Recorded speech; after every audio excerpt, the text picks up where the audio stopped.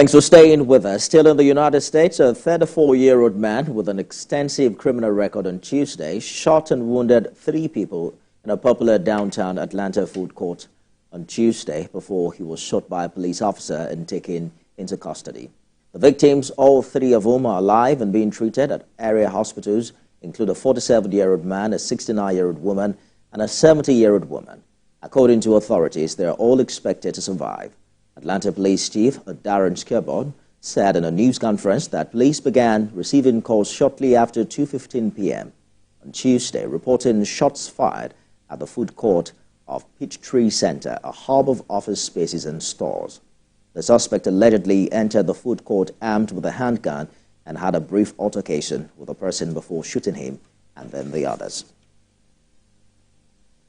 Working here at this mall location at the Peachtree Center. He was there, he was on the scene, he was focused, he kept his mind about him, and he was able to bring safety to all these people that were in that food court by stopping this individual who had already shot 3 people. How many more could he have shot? A shot had extra job officer from Atlanta Police Department not been there. So we thank him, we thank his team members for being there to help assist and to be able to take that individual into custody and to bring safety to everyone else. So we thank him for being there. And we also thank this mall for having their camera system.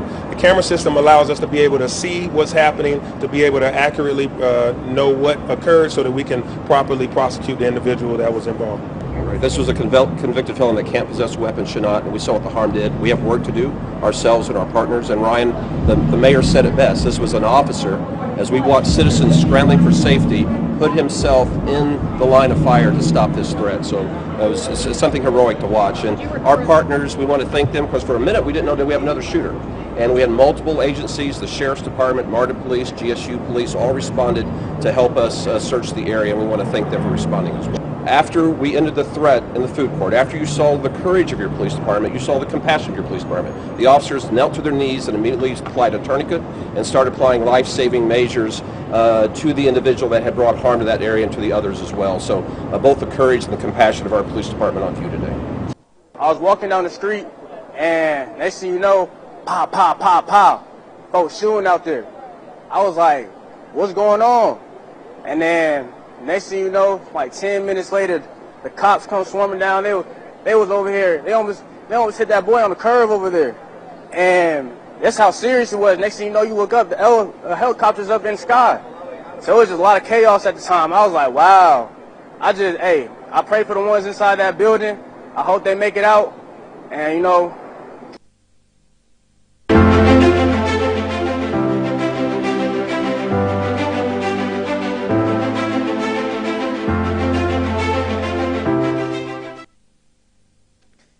U.S. Secretary of State Antony Blinken is in Qatar to push for agreement on a Gaza ceasefire and hostage release deal, which currently hangs in the balance after Hamas' response to the latest proposals.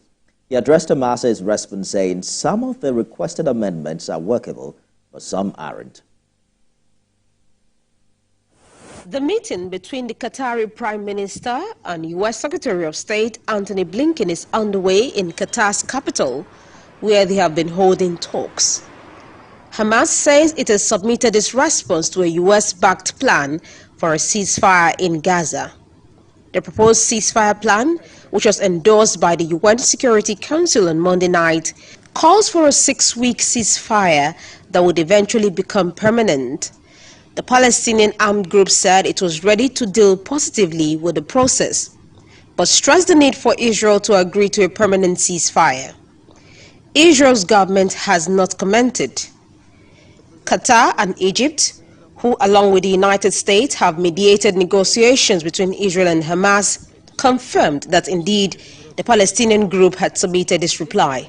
In the meantime, the Israeli military has confirmed it carried out last night airstrike in southern Lebanon, killing senior Hezbollah commander Talib Abdullah. Abdullah commanded Hezbollah's Nasri unit, one of 3 regional divisions in South Lebanon. The unit is responsible for the region between Mount Dov and the Bint Jibel area.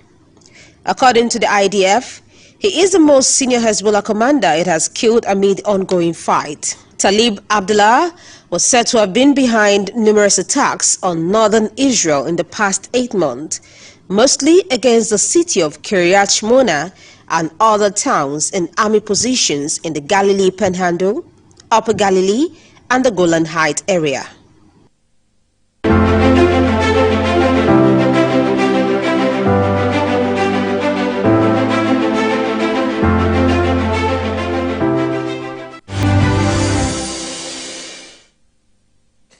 Thousands of people have been evacuated from the villages in Kharkiv region's border areas by Ukrainian authorities with the help of volunteers and humanitarian organizations.